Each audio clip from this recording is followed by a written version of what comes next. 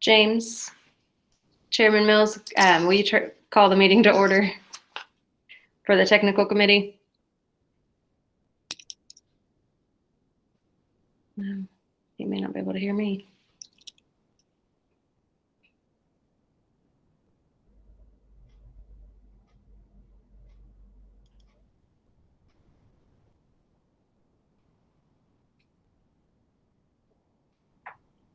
Is he frozen? No. Can everyone hear me okay? Yes. Okay. Yes. Yes. Okay, I'm not sure.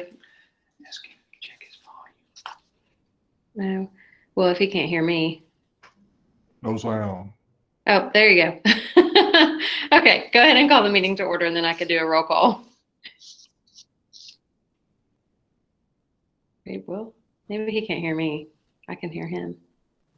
All right, y'all there? Yeah, we're here. Okay. Are you ready for me to call the meeting to order, or are we still Well, on? I'm waiting on James Mills to call the meeting to order. I don't know if he can hear me. Okay. We can hear him. Not sure.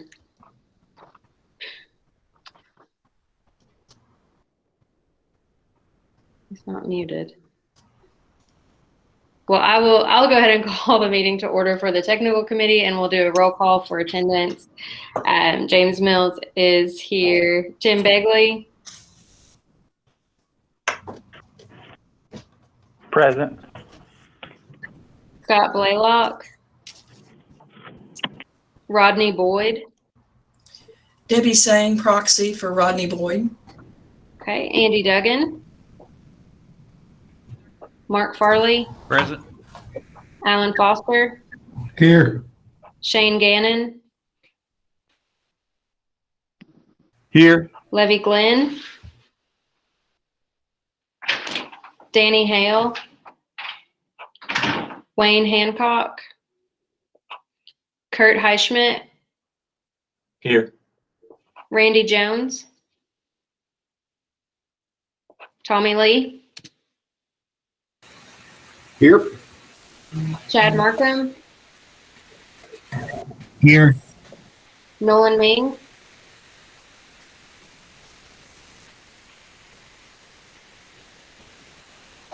Randy Oakes.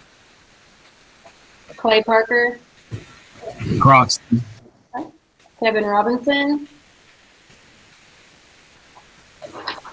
Mickey Robinson. Kevin Rush.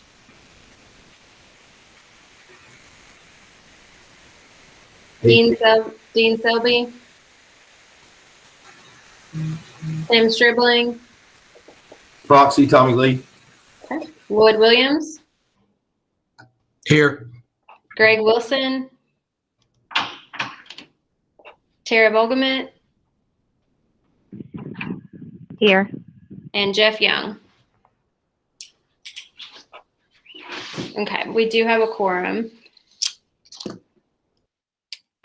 James Mills, are you able to hear us now?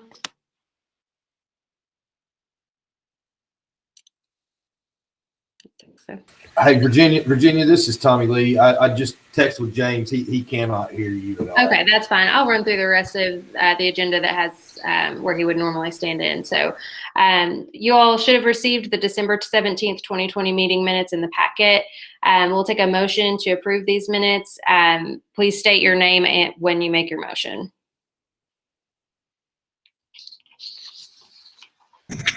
This is Chad Markham. I'll make that motion. Okay, and a second. Tommy Lee, second. Okay, Tommy Lee, second. And any discussion? Okay, all in favor say aye. Aye. Perfect. Any opposed? Okay, great. And so now we'll move on to the executive board. Chairman Robinson, please call the meeting to order, and then I will do a roll call for attendance. All right, we'll call the executive meeting to order. Go ahead with your roll call, please. Okay, perfect. Denny Robinson. Here. Tim Stribling. Tommy Lee, proxy. Okay, Paul Bailey. Brent Bush. Ryle Chastain, Andy Duggan, Alan Foster, Here. Jimmy Haley, Here. James Mayberry, Josh Miller, Randy Porter,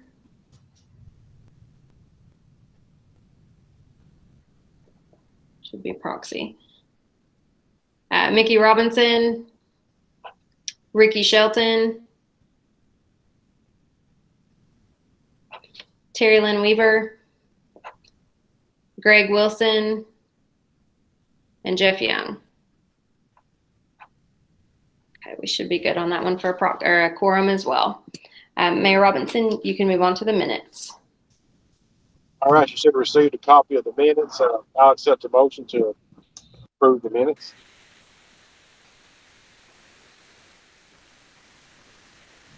Debbie Sane, so moved. Jimmy Haley, second. We have a motion and a second. Any question or discussion on the minutes or correction? Hearing none, all in favor say aye. Aye. Opposed? The minutes are approved. Wonderful. Okay, well, we'll start moving through our agenda. Today we have a lot of little presentations from everybody, and then at the end of the meeting we will do a resolution to adopt the Rural Regional Transportation Plan, and I'll go over that when we get to that part of the agenda. So since our meeting in December, we have been working through the rural planning initiatives and the community transportation planning grants through TDOT. The city of McMinnville was awarded a community transportation planning grant for a bike and pedestrian plan to connect 5 city parks on or near State Route 55, State Route 56, and State Route 380. McMinnville has been working with CDM Smith for the completion of this planning grant. And we are hoping to see these applications open up soon for anyone interested in transportation planning documents for the community. The city of Smithville and the city of Sparta were both asked to submit full applications for the recent round of multimodal access grant. Smithville submitted a project to rehabilitate the intersections along Highway 70 at State Route 76 and State Route 146. Sparta submitted to extend sidewalks along Spring Street to connect to the hospital. Both projects include development for the transit system within the region by incorporating concrete pads for bus shelters. The awards for these grants have not been announced yet. And recently, the Tennessee Department of Economic and Community Development has announced funding for historic development projects. These funds can be used for certified historic structures up to 30% of the cost of the project. If you all are interested in a project, please contact Mark Dudney in our office. The Rural Planning Initiative was released this year through TDOT and the RPO, and this funding was directly contracted through our RPO and is a new program designed to assist distressed or at-risk communities to develop planning for their communities. So it's kind of a mini CTPG. The 2 applications that were accepted were McMinnville and Spencer for bicycle and pedestrian plans to guide the development of the bicycle and pedestrian improvements in each of the cities over the next 20 years. The city of McMinnville plan will focus on connectivity among centrally located schools and local neighborhoods, while the city of Spencer plan will focus on bike and pedestrian needs within the downtown square along State Route 30, Sparta Street, Spring Street, Billingsley Street, and Taft Drive. Both communities will work with KCI Technologies to complete these plans, and I've asked Liesl Gothert from KCI Technologies to give a short presentation on the rural planning initiatives that they've been working on.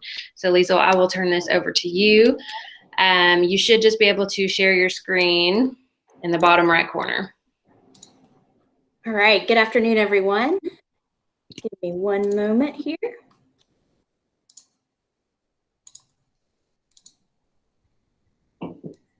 All right, ready to rock and roll. All right, thanks, Virginia, and thank you so much for having us today. My name is Liesl, and I'm with KCI out of Nashville. And we have been working with both communities, McMinnville and Spencer, like Virginia mentioned, on bicycle and pedestrian plans. Like she also mentioned, this is kind of the first inaugural year for this specific grant. It comes out of TDOT's Office of Community Transportation, and it's specifically to help communities identify needs and promote solutions that lead to an interconnected community.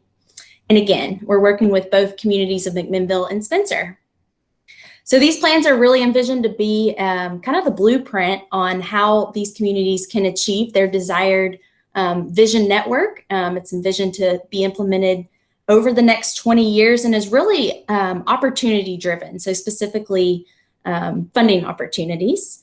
And both of these documents are considered to be living in that population and traffic patterns and demands change. So we hope that these communities will continue planning moving forward. All right, so this is the McMinnville study area. North Chancery Street is the state route running north to south through the center of the study area. This area is north of downtown and contains 3 of the community schools.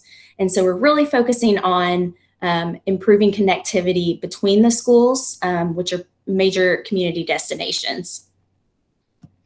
This is the study area for Spencer. Like Virginia mentioned, we're certainly focusing in on the square, but other roadways as well. So it's really essentially to the west of State Route 111. And those are highlighting some of the key destinations within the study area. This is a 6-month grant, 6-month process. We kicked off with both communities back in January, held a field review, in early February.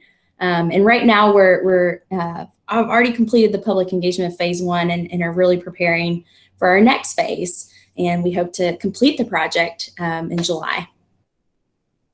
So like I mentioned, for both communities, we had a field review in early February on a beautiful day.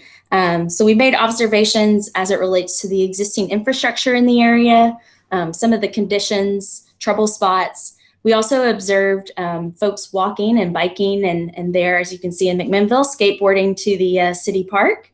And we also checked out Spencer's awesome new little city park across the highway. Like I mentioned, we have completed the first phase of public engagement. That was done back in March. Due to the COVID-19 pandemic, we did meet virtually, as well as provided some opportunities online as well to gather feedback from folks. So there were really 2 components to that first phase. We had an online survey as well as a mapping survey, which you can kind of see there on the screen. And then we also had a virtual open house, which is essentially a 2-hour meeting where we were made available for a presentation as well as for questions and comments. And we had a great turnout specifically for McMinnville's survey. They had over 258 surveys completed. So really thankful to the city staff there for getting the word out and for that success. So kind of what we heard for McMinnville, really the barriers to walking and biking, lack of infrastructure, difficult crossings. The major destinations in that community, at least this study area, were again that park, which is Dottie West Park, their community center, those 3 schools, as well as downtown.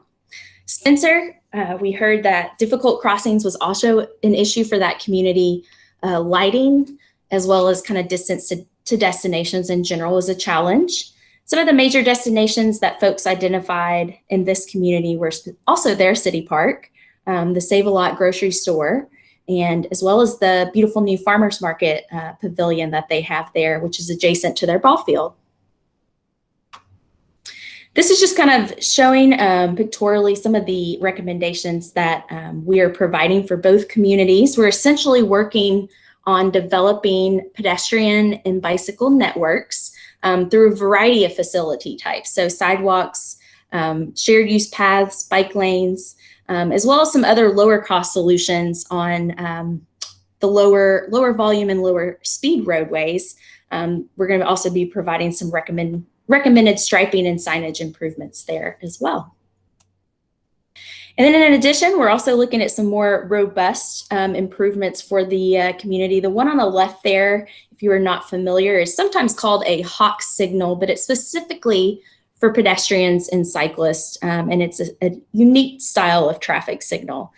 So we're going to be looking and potentially recommending that for specifically the North Chancery corridor there in McMinnville to provide a safe crossing. And then on the right in the upper corner, that's something we're going to be exploring for the city of Spencer, just to basically take advantage of that above grade crossing that they have over SR 111 to their city park. So again, this is kind of a lower cost solution, taking advantage of the roadway space that you already have there, but providing a safe concrete barrier between the users.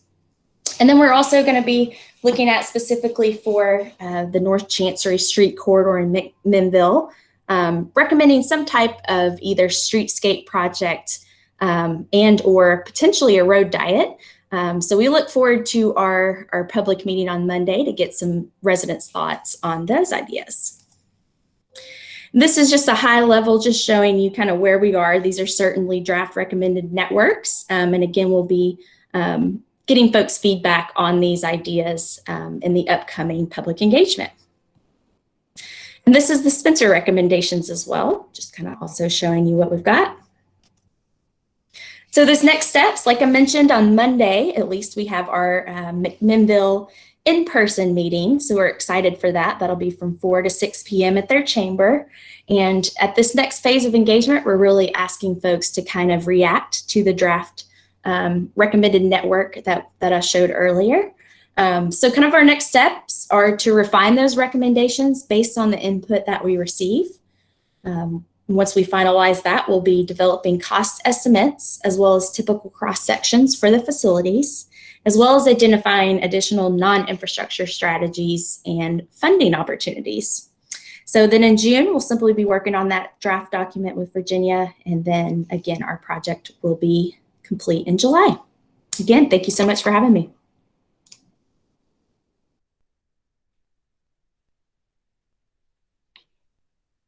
Thank you so much, Liesl.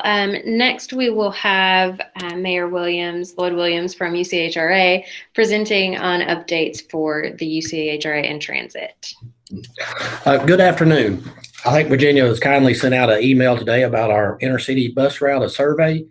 And at this time, I'd like to bring our physical agent, John Brock, on to kind of explain it a little bit. Hey guys, hope you guys are doing all right. Yeah, so following up on what Lloyd just mentioned, it looks as though TDOT sent out an email late yesterday afternoon or within the past 24 hours asking for feedback and providing a survey to be filled out for what they're referring to as an intercity bus survey. They sent out 2 surveys, and one of them is for potential passengers of an intercity bus service, and then one of them is for like the provider, which would be us here at UCHRA. So in a given year, the bulk of our funding here at UCHRA in the transit side comes from what is referred to as 5311 funding. And this year, TDOT held back about 15% of our funding, pending the results of this intercity bus study. Every 3 years, TDOT, part of their agreement with the FTA is they've got to do this intercity bus survey. And so they're a little bit behind this year, which is why they held back that 15% of funds. So our allocation this year is 15% less than it otherwise normally would have been while they complete this study. And the big picture intent of this study is to basically get the lay of the land across the state as it relates to intercity bus service, and to determine whether or not the needs of intercity bus riders or potential riders are being met by the providers that are currently operating. Some of this might be a little technical, so bear with me, but I do know that I believe that Virginia sent out the email, so you might be familiar with kind of what I'm talking about. But they do kind of play with semantics in their survey. They define intercity bus service as seems fairly straightforward. They define it as, basically intercity bus service between 2 urbanized areas, and that makes sense. Here at UCHRA, we have been operating for quite some time now what we internally refer to and consider to be an intercity bus service, right? Like we take folks from Putnam and Cookeville to Nashville, or McMinnville to Murfreesboro, and everywhere in between. And we've referred to that internally as intercity bus service. For the sake of TDOT survey, they're kind of referring to that as a feeder service.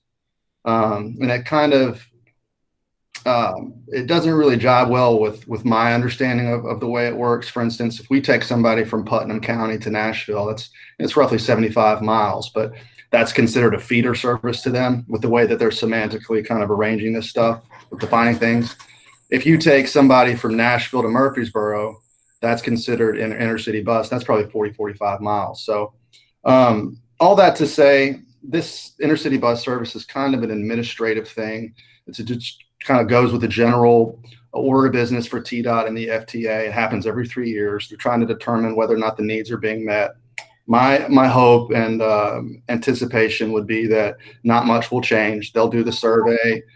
They'll determine that the needs are being met by the current providers, and they will then redistribute that 15% that they're holding back to the HRAs across the state. If you guys did get that email from Virginia, by all means, feel free to fill it out if you feel comfortable filling it out. Like I said, there were 2 different surveys. One was for passengers and one was for riders.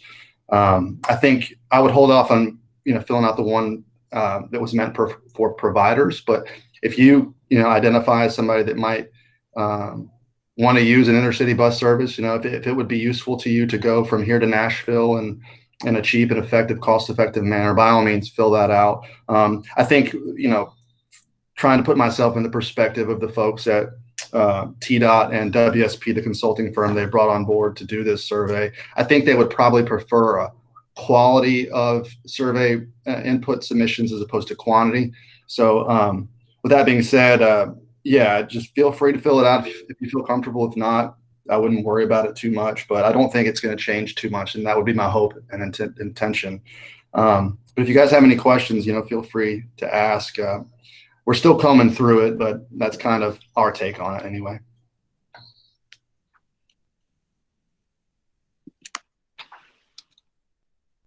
Okay, great. Thank you guys so much. We now have Rachel Bergman from TDOT to present on resurfacing and the governor's 3-year plan. Thanks, Virginia. I'm going to share my screen.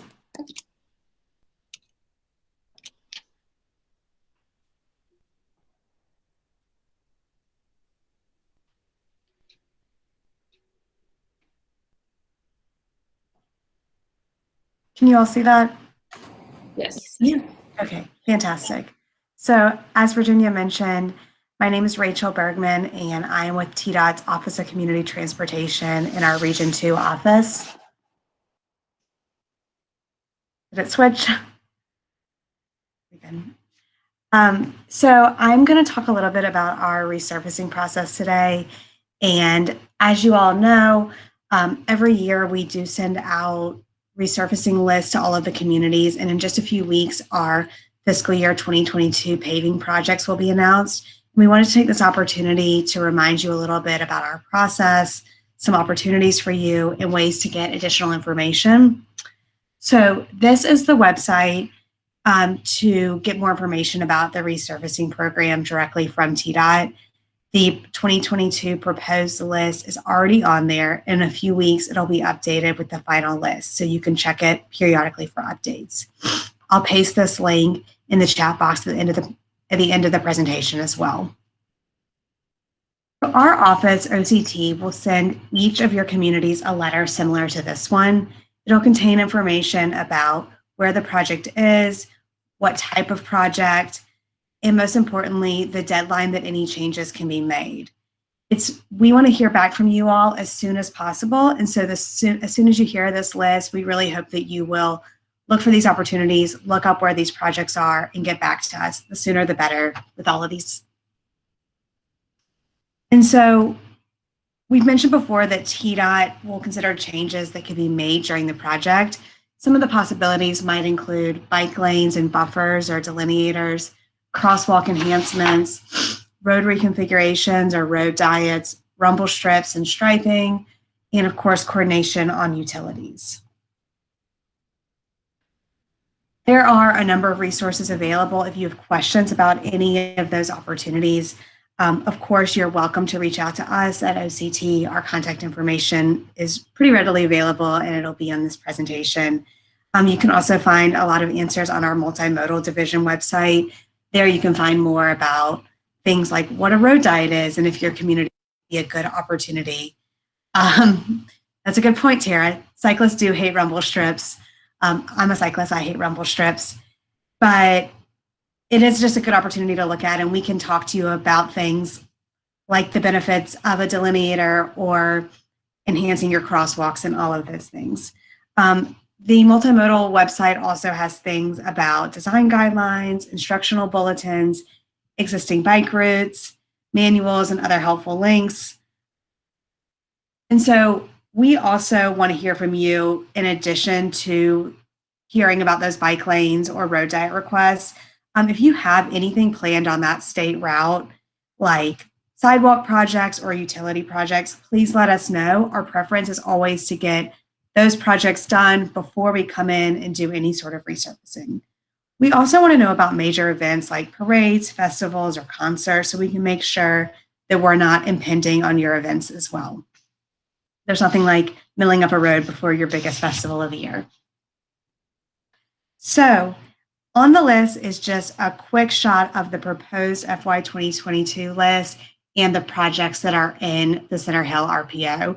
This list is subject to change, but I do always like to point out that once your project is on the resurfacing list, it is not going to go off of it. And so it doesn't necessarily mean it's guaranteed to happen in fiscal year 2022, but it does mean that it's slated for resurfacing. Some of the things that might slow down a project is things like railroad involvement, because that can just cause a lot of delays on TDOT's side, and most of the times that is out of TDOT's control.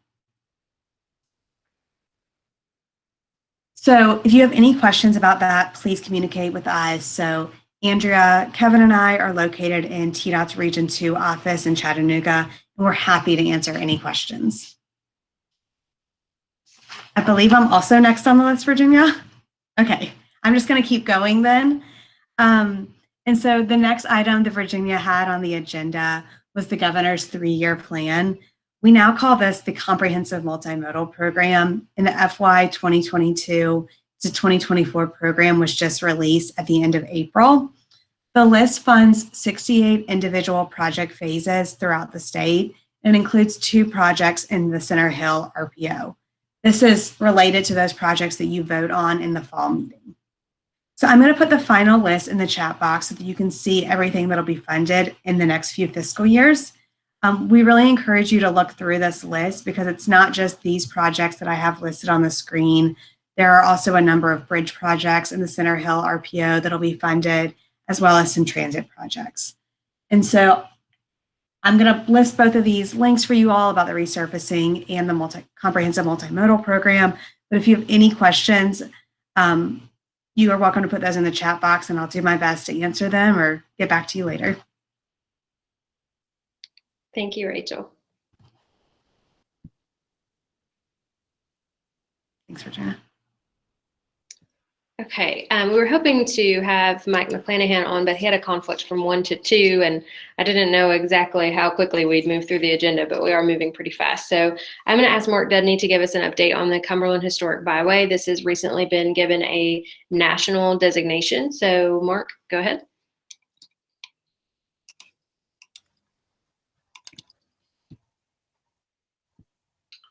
Thank you, Virginia. Everybody hear me?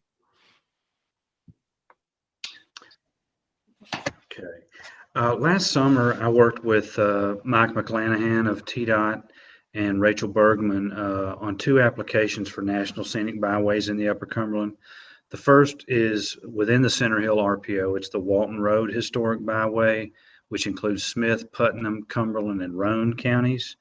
The second one was the Cumberland Historic Byway, which starts in Claiborne County in East Tennessee, comes down to Campbell, Scott, Morgan, and then into our region, the Del Hollow RPO with Fentress, Pickett, Overton, and Clay counties. Both of these were already state recognized scenic byways and that had existing corridor management plans. So in February of this year, the Federal Highway Administration announced that the Cumberland Historic Byway had been designated a National Scenic Byway. So it's now known as the Cumberland National Scenic Byway. It stretches for about 156 miles, covers a number of state and federal routes, including US 25 East, State Route 63, State Route 52, US 127, and State Route 111. The tourism tagline for it is "From the Cumberland Gap to the Cumberland River." It's one of 5 new designations in Tennessee and one of 49 new ones added to America's Byways this year. The route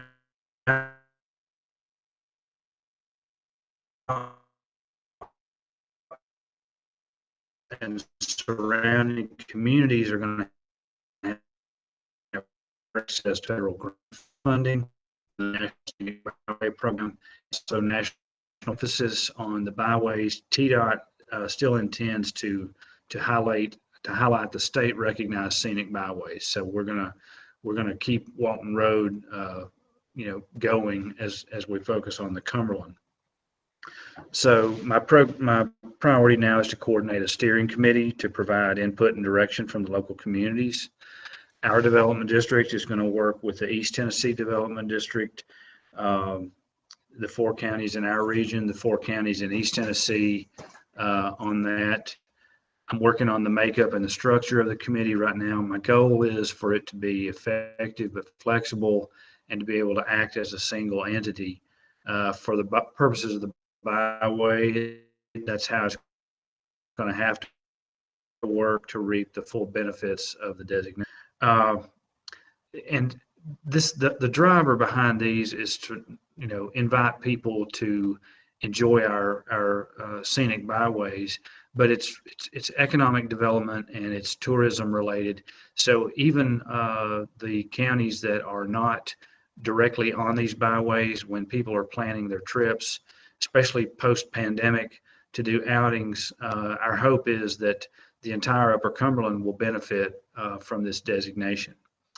So that's about where we are right now. There's some federal grant opportunities coming down this summer. I'll be working with TDOT to make sure that we're, stay abreast of everything that's coming down the pike. But if anybody has any more questions about these, always feel free to call me here at the office. Thank you.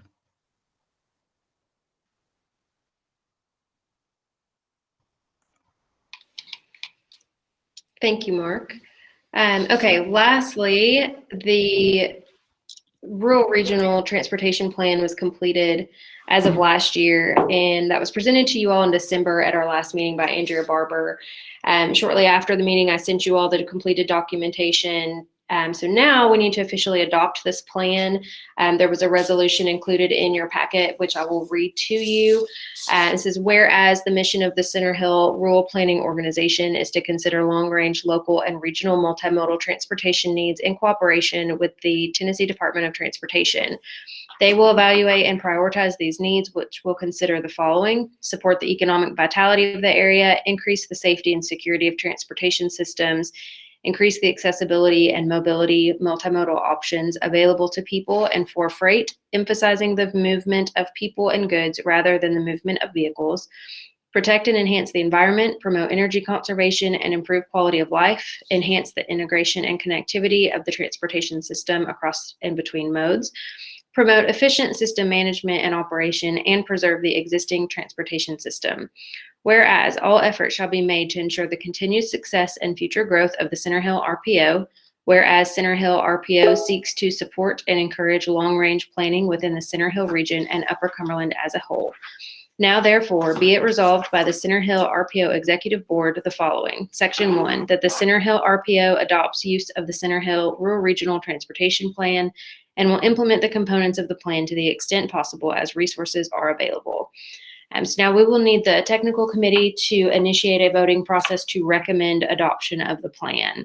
I don't think that we have Chairman Mills available, so we will take a motion, and again, state your name when you make a motion.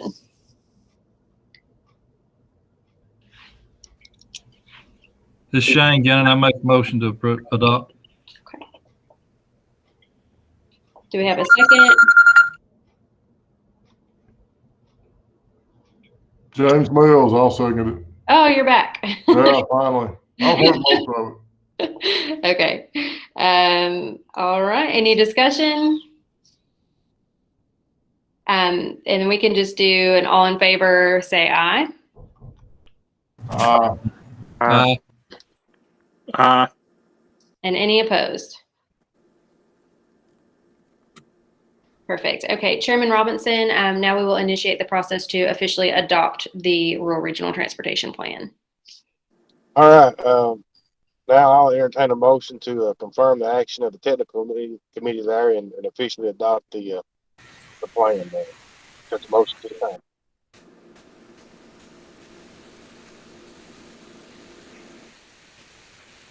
Kevin Roach, proxy for Randy Porter, motion to approve.